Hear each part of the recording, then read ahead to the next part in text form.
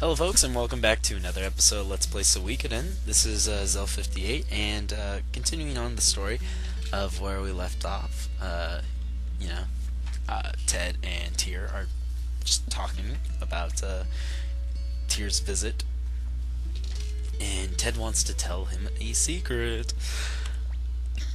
Oh, rats. What could it have been? Alright, time to eat. We can talk some other time. Sure. Alright, so only one place to eat. Kinda like Final Fantasy VI with the dinner, except this isn't as important.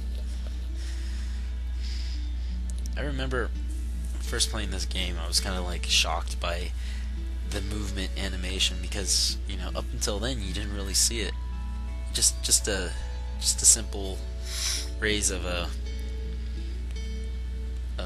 Tio's hand makes you like I was just like, whoa, blown away.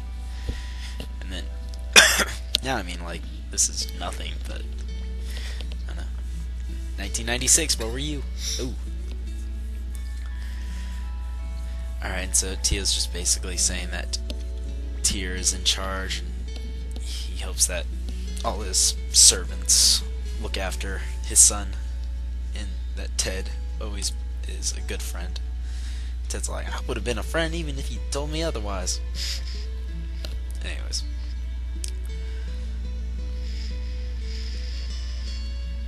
Raise the glass. See, I was like, oh my god, you rose your glass. Alright, I do remember last episode I was talking about the different commands, the fight, the let go, and the run. And I want to continue that. Bribe, obviously you bribe the enemy. If you have enough gold, then you should be able to. Most bosses it doesn't work except for I think one, and it's it's kind of a glitch. And then there's free will, which I use a lot in random encounters. Basically just has your enemy, your party just attack freely. They won't use any spells or any unites or anything, but most random battles you don't need any of that. So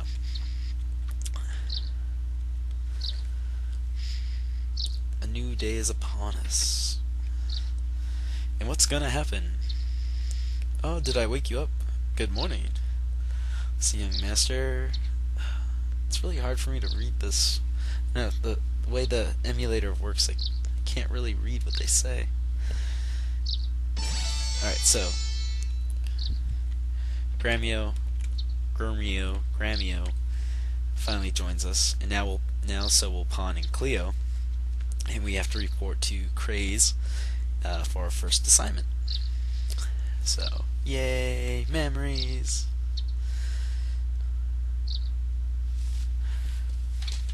And Pawn is always down to fight. Cool.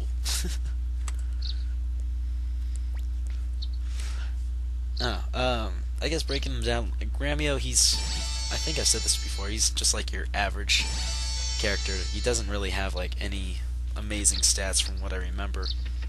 Pawn, of course, he has a high attack. He's basically a monk. And Cleo you'll end up using a lot, or at least I do. She has fairly good magic and fairly good attack.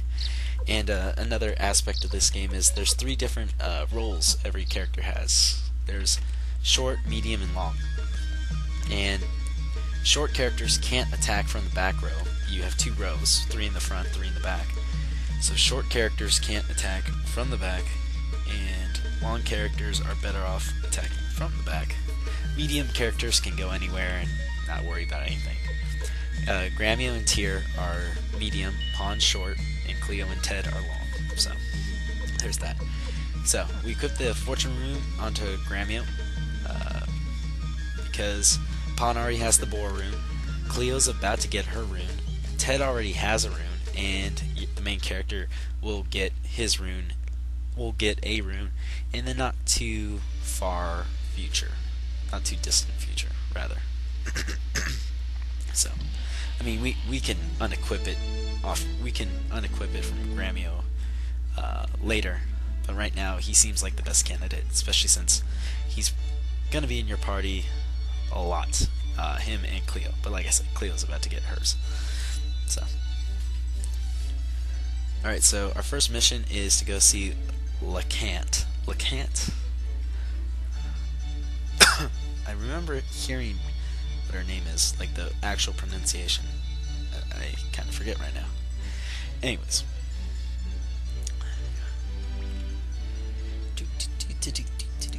Gonna meet some new characters that we'll be running into in the future. But our mission is kind of just lame. Basically, we just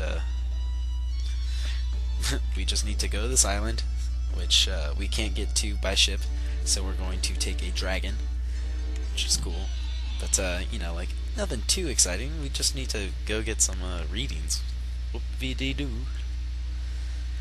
And as you can see, Pon's a little saddened by that.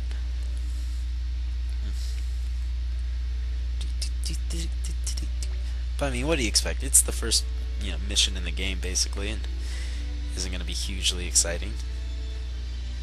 It's just to give you an idea of how to play, and they rely on the fact that you know, don't grind at this point, and you just continue with the story. You didn't try to go get the rune like I did in the last episode. So this is like your first experience to fight, and you have a big party, so that's nice. So we meet Futch, who is a dragon knight, but he is a young one, and his dragon black. And yeah, Futch kind of has an attitude, and him and Ted kind of go back and forth, having a problem. What'd you say? You're a punk yourself. I'm a punk? I happen to be 300 years...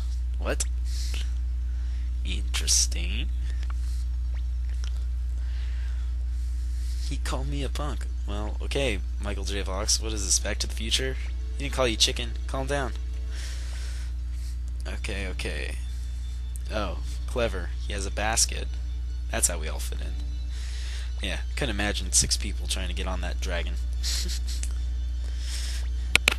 Yeah, whatever. Well, I should quit fighting in the basket. Yeah, quit fighting. Alright, let's skedaddle.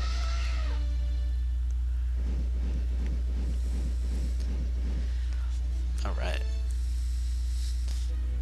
It's the final countdown.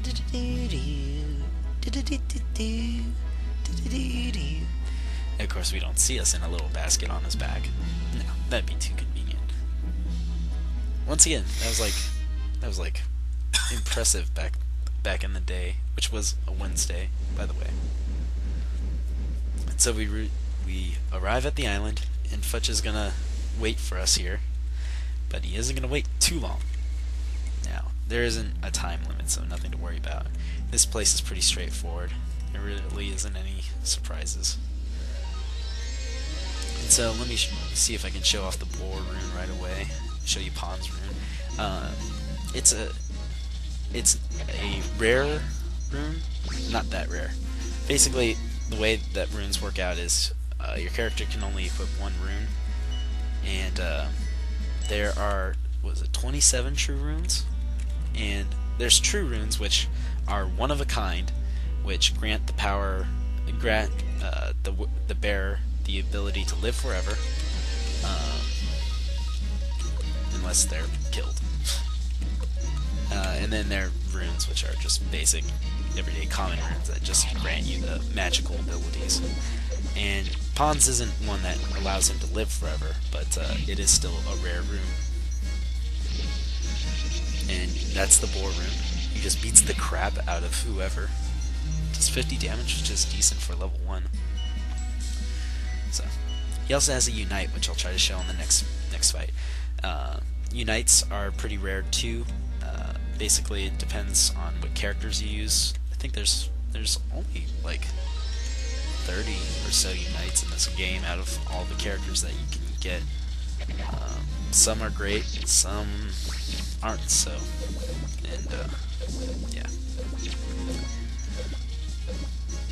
Yep, that's the unite. Goes to Gramio. That's a good one. It does a good amount of damage, and you don't get unbalanced. Some of those unites, your characters go unbalanced, and I don't like using them unless like they do a lot of damage, which mostly they don't.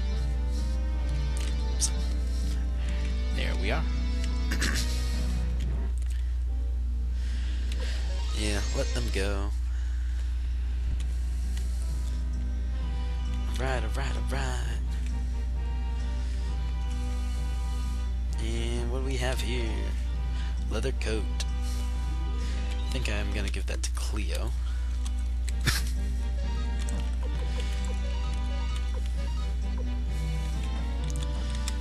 Yeah, give it to Cleo.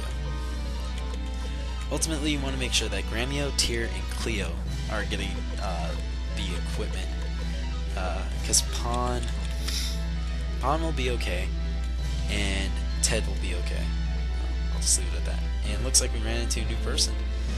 I wonder what's going to happen. I'm out of time, so we're going to have to find out next episode. Cell58 saying thank you for watching.